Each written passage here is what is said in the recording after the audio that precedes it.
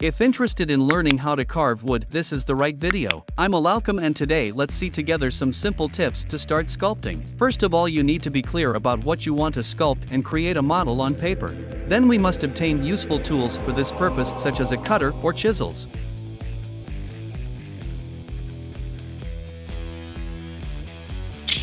When the piece to be carved is ready, start following the edge with the tip of the cutter in order to create an embankment to secure the shape, after which, with a chisel of this shape, you start removing material inside the shape. You have to continue like this until the desired depth is reached.